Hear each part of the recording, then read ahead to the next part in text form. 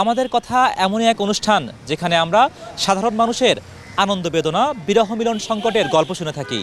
তেমন সব গল্প শুনতে আজ হাজির হয়েছি আমি জাহিদ হোসেন। দর্শক, আবারও বাড়তি ডলারের দাম, জনমনে আশঙ্কা এর ফলে বাড়তে পারে নিত্য প্রয়োজনীয় দ্রব্যের দাম। এ বিষয়ের উপর সাধারণের ভাবনা শুনব, তবে তার আগে দেখে নেব এ সংক্রান্ত একটি প্রতিবেদন।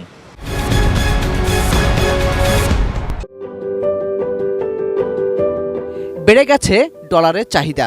120 টাকার ডলার এখন কিনতে হচ্ছে 127 টাকাতেও, কারণ এ মাসের মধ্যেই মেটাতে হবে পুরনো আমদানির সব দায়। তাই বাণিজ্যিক ব্যাংকগুলো রেমিটেন্স কিনছে 124 থেকে 125 টাকায়, আর রমজানের আগে আমদানির এলসির ক্ষেত্রে ব্যবসায়ীদের কাছেও বিক্রি করছে তার চেয়েও বেশি দামে।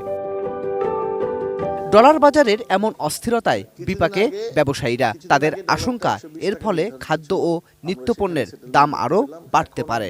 অনেক ব্যাংক 125 টাকা সেটেল করছে, তো এটা কোথায় যায় ঠেকবে কার মার্কেটে।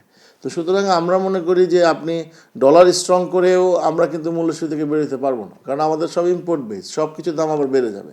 সামনে রোজা আসতেছে, সেই রোজার প্রস্তুতি শুনেছি খুব খারাপ। আপনি তেল নিয়ে দেখলেন একটা তেলস্মাতি হয়ে গেল।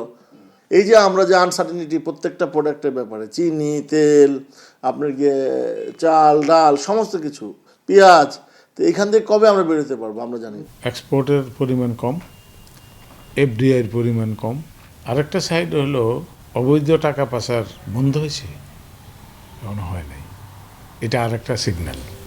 ডলারের দাম বেড়ে যাওয়ায় প্রবাসীরাও রেমিটেন্স পাঠাচ্ছেন বেশি, ফলে রিজার্ভ বেড়ে এখন 2500 কোটি ডলারের কাছাকাছি। পাশাপাশি মিলছে আইএমএফ সহ উন্নয়ন সহযোগীদের কাছ থেকেও ঋণ, অর্থ সহায়তা। তারপরেও কেন অস্থিরতা থামছে না? এখনো আউটফ্লো বেশি।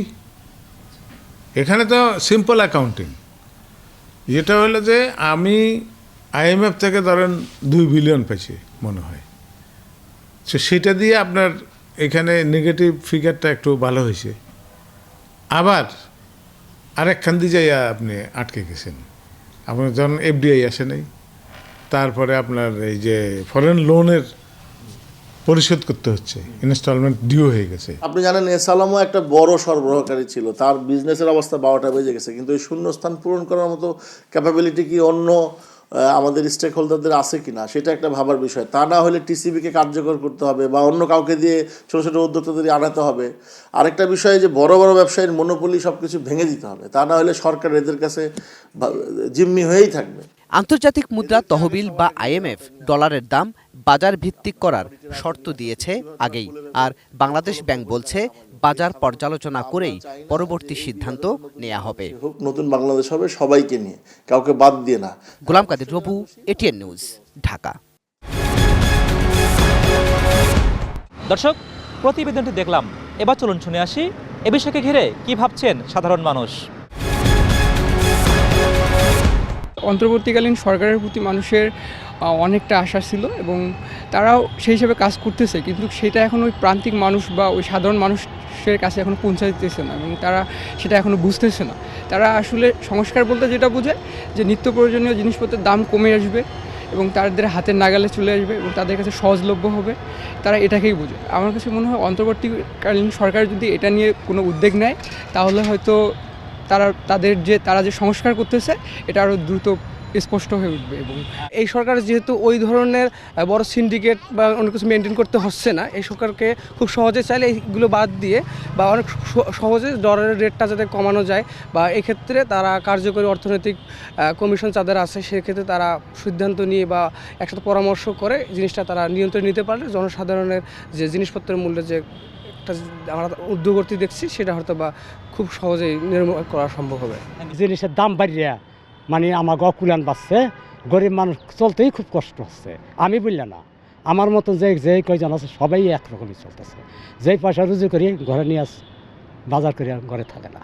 তো কাঁচামালের বিষয়টা যেটা হয়, এখন শীত চলতেছে, এখন কাঁচামাল মানে কাঁচা সবজি যেগুলো ওগুলো আমাদের বাংলাদেশে প্রচুর পরিমাণে উৎপাদন হচ্ছে শীতকালীন ফসল মানে শীতকালীন সবজিগুলো। সো এখানে আমাদের আগের তুলনায় বাজারে দাম কমবে বা কমাটাই স্বাভাবিক এবং আরও যেন কমে বা এর চাইতে যদি না বাড়ে সেটার দিকে আমাদের প্রশাসনকে দৃষ্টি দেওয়ার জন্য আমরা অনুরোধ করছি এবং নিয়মিত বাজার মনিটরিংয়ের জন্য আবেদন করছি বা অনুরোধ করছি। আবারও অস্থির ডলারের বাজার, বাড়তে পারে নিত্যপণ্য সহ সব ধরনের জিনিসপত্রের দাম। চলুন শুনে আসি এ নিয়ে পাবনার মানুষের ভাবনা। যদি ডলারের দাম দিন দিন এরকম ঊর্ধ্বগতিতে থাকে তাহলে আমাদের যে বিশেষ করে নিম্ন মধ্যবিত্ত সাধারণ মানুষের অবস্থা খুবই খারাপ হয়ে যাবে। আর এখন আমরা বাজারে গেলে বোঝা যায় যে আসলে মানুষ কতটা কষ্টে আছে, এতটাই কষ্টে আছে যে মানুষ আগে যে সিস্টেমে চলতো এখন তার চেয়ে অনেকাংশ কম খরচ করতে হচ্ছে, কারণ ডলারের ঊর্ধ্বগতির কারণে আমরা টাকার মান কমে গেছে। টাকার মান কমে আমরা আমদানি থেকে আমরা আস্তে আস্তে দূরে সরে যাচ্ছি, যাতে আমাদের দেখা যাচ্ছে আমাদের জনগণের অবস্থাটা আসলে খুবই দুর্বিষহ অবস্থা চলে যাচ্ছে। এখনও তো সব কিছুই ক্রয় ক্ষমতার বাইরে, আর বাড়লে আরও মানুষের অসুবিধা হবে। যেটা যেটা মধ্যবিত্ত এরা আসলে না খায় থাকতে হবে। দাম বাড়লে আমাদের মরে যাওয়া ছাড়া কোনো উপায় নেই। ডলারের দাম কমানো লাগবে, জিনিসপাতি কমানো লাগবে, সব কিছুর দামই কমানো লাগবে। আমাদের এখন 100 টাকা হলে পরে না 50 টাকা অর্ধেক খাবো। আর মনে করেন যে দাম বাড়তে হলে তো আমাদের কিছু করার নেই। আর আমাদের কিছু করার আছে? কিচ্ছু করার নেই গরিব মানুষের। মানুষ থেকে মধ্যবিত্ত সবারই কষ্টকর এবং এদের নাভিশ্বাস উঠে গেছে। শুধু তেল ডাল না, আপনার একটা টুথপেস্ট যেটা 40 টাকা দাম ছিল সেটা এখন কিনতে হয় 120 টাকা দিয়ে। একটা সাবান যেটা আপনার 35-36 টাকা ছিল এটা এখন 55 টাকা দিয়ে কিনতে হয়। প্রত্যেকটা জিনিসের দামই বেশি, যেটা সাধারণ মানুষের নাগালের বাইরে। এই অবস্থায় চলতে থাকলে সাধারণ মানুষকে অনেক কষ্ট সহ্য করতে হবে, যেটা জনজীবনের জন্য খুবই কষ্টকর। আমি কামরুজ্জামান সাভারের পক্ষ থেকে আপনাদেরকে জানাচ্ছি স্বাগত। আমাদের কথার নিয়মিত আয়োজন। আজকে আমরা জানবো ডলারের বাজারের অস্থিরতায় দ্রব্যমূল্যের ঊর্ধ্বগতি, এই নিয়ে সাধারণ মানুষের ভাবনা কি। দ্রব্যমূল্যের দাম তো এমনিই বাড়তি, অনেক বাড়তি।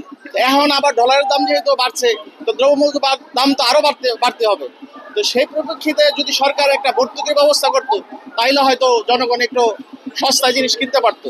ডলারের দাম বাড়লে আমাদের বিভিন্ন ধরনের যারা কারিগর করতেছে তাদের রড সিমেন্টের দাম বাড়তেছে, তাদের ক্ষতিগ্রস্ত হচ্ছে, ইটের দাম বাড়তেছে, বিভিন্ন ধরনের সমস্যা হচ্ছে। যাতে এই জিনিসটা সরকার যাতে নিয়ন্ত্রণে রাখে, আর সাধারণ জনগণ যাতে যে কোনো কাজে যাতে সহযোগিতা পায়। ডলারের দাম বাড়লে তো বাংলাদেশের নিত্য পণ্যের দাম বাড়বে, এটাই স্বাভাবিক। কারণ এদেশের শতকরা 80টা পণ্যই আমরা বাইরে থেকে আমদানি করে তারপর আমরা চলি।